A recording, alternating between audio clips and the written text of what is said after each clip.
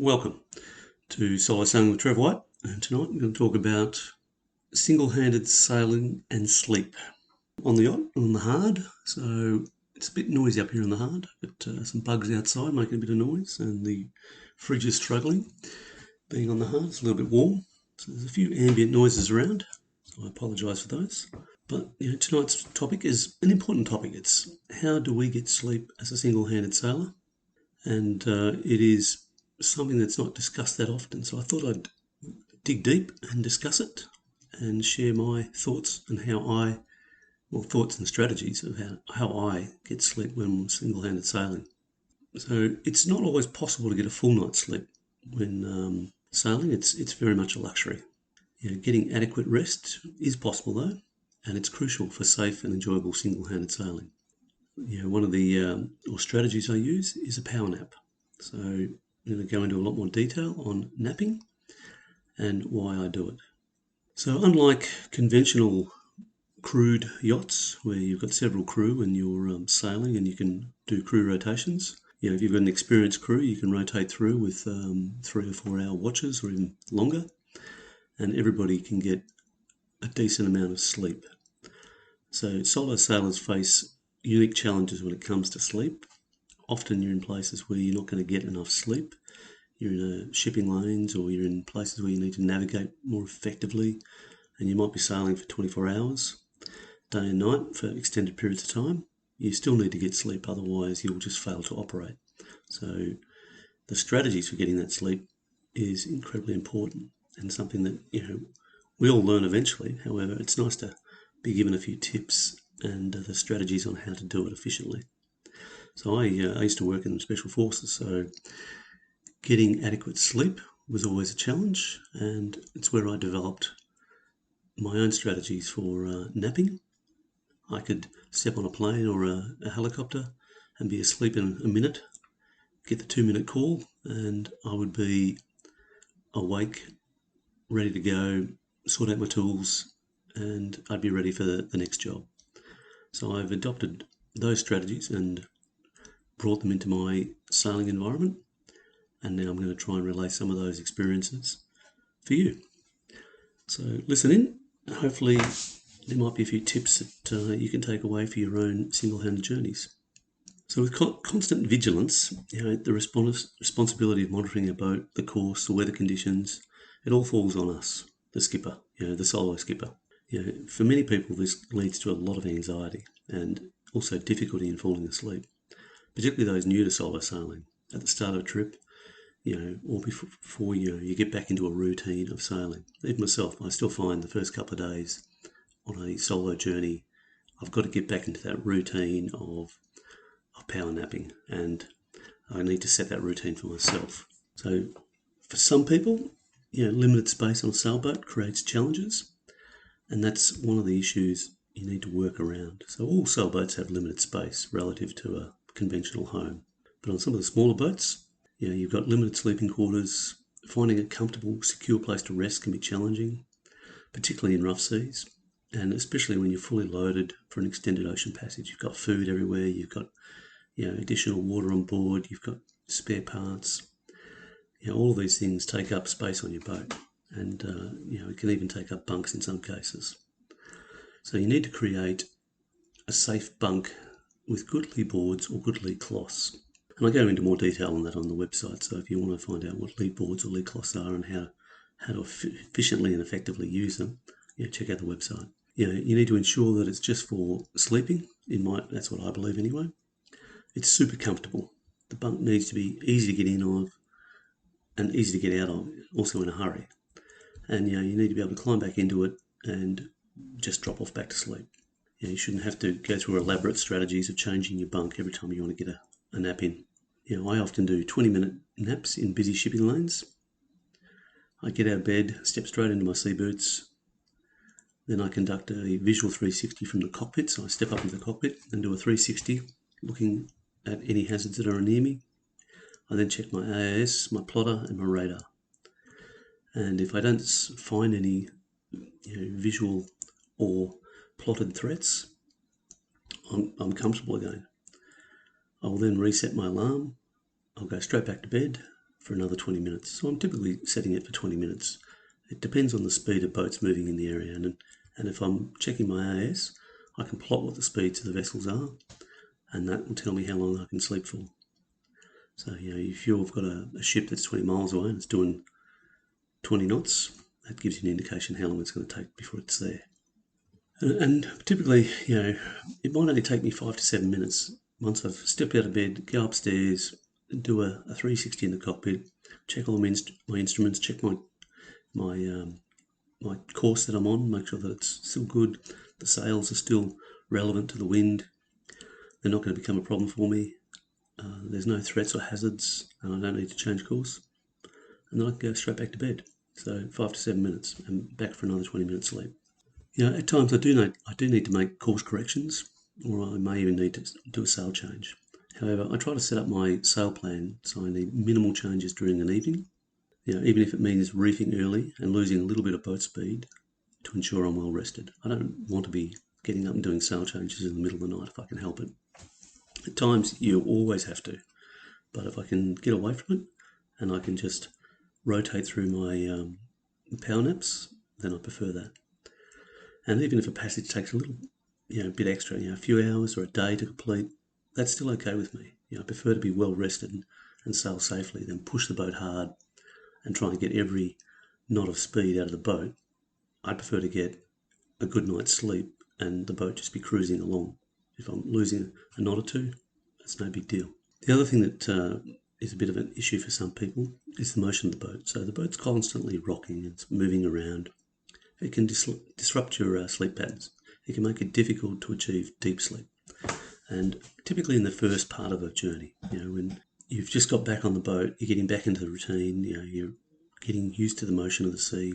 For some solo sailors, it can take several days to get back into the sleep routine. Even myself, if I've started a journey and it's not flat and comfortable, it might take a couple of days to get into that routine. If the sea's knocking me around, I won't sleep that well at night. These are the challenges we face, but they're certainly not insurmountable. By adopting specific strategies and techniques, you can ensure you get rested or well rested and be able to navigate safely, effectively, and get the rest you need. So power napping is the secret weapon against fatigue. It is what I've used for my time in the military. It's what I use when I'm sailing now. And I power nap 24 hours a day when I'm solo sailing. It's a day and night routine. I don't tend to sleep as much during the day, but if I need the rest, I will still power nap throughout the day.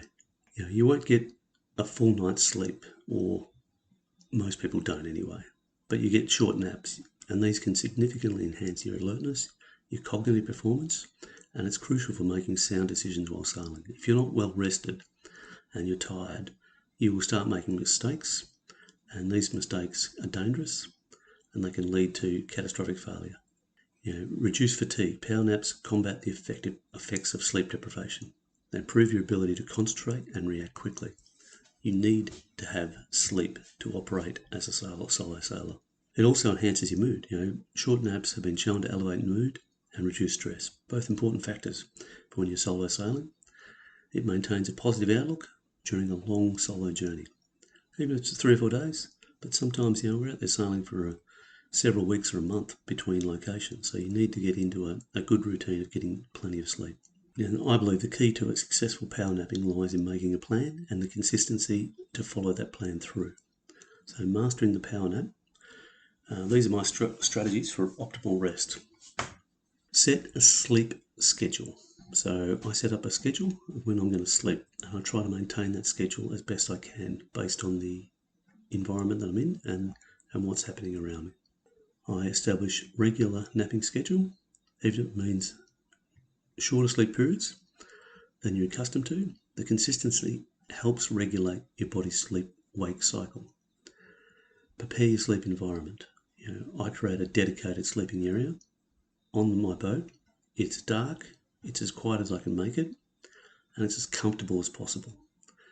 Sometimes I use a sleep mask to block out light and distractions if I need to. And I also power nap during the daylight hours. I use an alarm.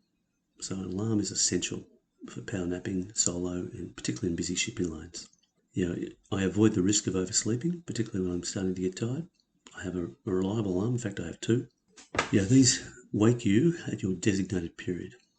So in busy shipping lanes, I typically sleep for about 20 minutes. So I'll set my alarm, and I'll set that alarm about a couple of feet from where I sleep. So I can't just turn it off and go back to sleep. I have to get out of bed and then turn it off. And I go into more detail in my Solar Sailor Sleep Guide on alarms, types of alarms that I use and why I use them. And, it's up to you what you use, but I use a couple of different types of alarms. The other thing to think about is developing a pre-nap routine. So often, we're working quite hard, or we've got things going on, or we're avoiding ships, we're navigating around reefs and dangers, and you need to relax again. You might have had a busy day. So one of the things I do is I'll get into my bunk when I want to get back into my sleep routine, and I'll read a book, or I'll listen to relaxing music, or I also do yoga nidra, which is a form of yoga for the mind. And I find this helps to signal to your body it's time to calm down, slow down, and get back into your sleep routine. And it's just setting up a routine for your body and your mind. Now, the other thing to do is when you wake up, is move your body. So after getting out of bed, it's good to wake up and do some light activity. What I do is I make a brew, and then I do some light stretching or sets of stretching and squats and lunges in the cockpit. So that helps me to wake back up and become fully alert. I find, I get up, I make a cup of tea, and that helps me get, fluids back in, because one of the other factors is being dehydrated as a solo sailor. I then get into the cockpit, have a look around, and I'll then do multiple sets of squats or lunges, because it's easy to do those in the cockpit. It doesn't matter whether you're heeled over, you can still do lunges and squats. You can hang on and just do a set of lunges. It's no big deal. So after a couple of sets, I'm generally fully awake. I'm aware of what's going on. I'm awake. I'm alert. And this is if I'm getting up to do something. I want to just wake up, get my body back into it. I don't want to be half awake if I'm going to do a sail change, or if I'm changing course, or I'm trying to work out what several ships are doing. I want to be fully awake, and that helps me. Hot cup of tea, and then I do some exercise to wake myself up. So some additional tips for sleep optimization. Power naps are a vital strategy, but they should be part of a daily routine and an approach to sleep optimization when you're sailing alone. I feel that I often get more sleep when I'm solo than when I'm sailing with crew. And I find that I get better sleep sometimes when I'm solo than when I'm sailing with crew. When I'm sailing with crew, I'm often getting up, dealing with them with their issues. When I'm solo, I set my routine and I follow that routine day and night. Good sleep hygiene is important, and I practice and promote good sleep hygiene on my boat. It can be challenging in different environments when the boat's rolling like a pig. The weather's terrible, big waves, they're crashing over the boat. But you set up a routine and you get into that routine, you follow that routine. So I set my schedule, and I start that schedule. So I'm going to sleep at 7 o'clock. I'll start sleeping at 7 o'clock. And I'll set my wake cycles depending on the amount of dangers in the area. So I'm plotting ships on my AS, and then I'm establishing whether I think there's fishing boats in the area, whether there's reefs, or whether there's course changes that I need to make. I generally avoid heavy meals before going to sleep. I limit caffeine. I don't drink caffeine after lunch, and I don't drink alcohol when I'm sailing. There's plenty of time for a rumbo in port. I use my time at sea to try and eat better, so that when I get into port, I can enjoy a burger and a few rumbos and not feel guilty about, just indulging. I try to optimise my diet when I'm at sea. I focus on nutritious, healthy foods and good fats. I feel that they provide more sustained energy, and they support your sleep quality as well. So I tend to rely a lot on hearty soups and stews. And some of these I make before I leave, and then I freeze them. And all I need to do is pull them out, put them in a pot, let them defrost during the daylight hours. So for dinner I can warm up a stew. And in rough seas, I can leave a pot of stew tied to the stove for several days.